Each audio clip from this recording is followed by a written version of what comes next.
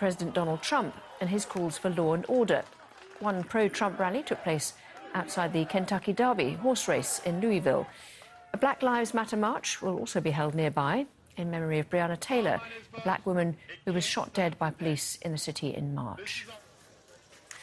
Well, overnight, there was more unrest over racial injustice in the country. There were protests in the city of Rochester in New York State over the death of black man Daniel Prude in March. He suffocated after being arrested by police. His family released police body camera footage this week, showing officers putting a hood over his head and holding him down for 2 minutes while he was handcuffed. And police in the city of Portland broke up protests and arrested dozens of demonstrators. Protests have been going on there for around 100 days since the death of George Floyd in police custody in May. President Donald Trump dispatched federal agents to Portland in July, saying local law enforcement weren't capable of stopping unrest.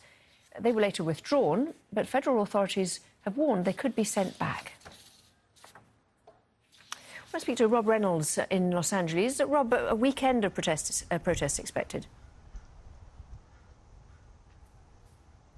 Yes, indeed. It could be a very volatile weekend here in the United States and cities around the country. As you mentioned, Portland, which has been the epicenter of protests for nearly 100 days, saw at least 27 arrests by police last night among Black Lives Matter protesters. The protests and demonstrations are likely to occur again in the evening hours. Again, this will mark the 100th day since the Portland protests began, the 100th consecutive day of protesting since the death of George Floyd.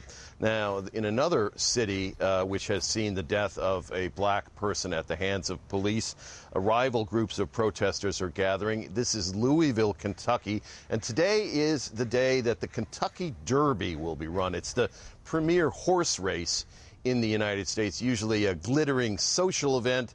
Today without spectators, but certainly with a lot of media attention. So there are several hundred protesters who are gathering outside the racetrack, demanding justice in the case of Breonna Taylor, a young black woman who was killed by police in her own apartment after the officers broke in without announcing themselves, executing a so-called no-knock warrant. A rival group of protesters in Louisville is also gathering. They say they are pro-police demonstrators. They're led by a person who calls himself the Angry Viking on social media. Police are in riot gear or on the scene, and they're hoping to keep the two groups of protesters apart to prevent a recurrence of the deadly violence that has occurred recently in Kenosha, Wisconsin, and in Portland. Meanwhile, as you mentioned, in Rochester, there are more protests going on there. So really it is a case of protests all across the country. There's a group that is called Refuse Fascism, which has organized 23 city protests for Saturday, and the potential for clashes is high. And Rob, health officials are worried that the long weekend could lead to another coronavirus surge. I gather there's a forecast predicting that the new outbreak could end up with more than 410,000 deaths by the end of the year. Yeah, that is a really shocking model, and it would fit the pattern that we have seen in the United States over the summer.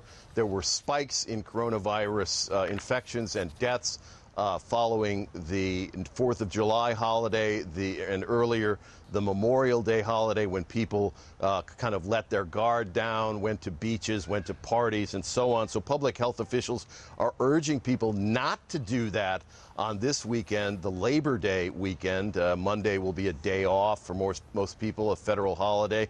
It's extremely hot here in Southern California and in many other parts of the country, so people are expected to flock to the beaches, to pools, perhaps to have parties and barbecues. But again, public health officials are saying be careful, wear masks, and practice social distancing. The model you referred to may or may not prove accurate, but if it's true, it would mean that 224 additional deaths in the United States, which will occur between now and shortly after Election Day. And it may have an impact on the presidential election set for November 3rd.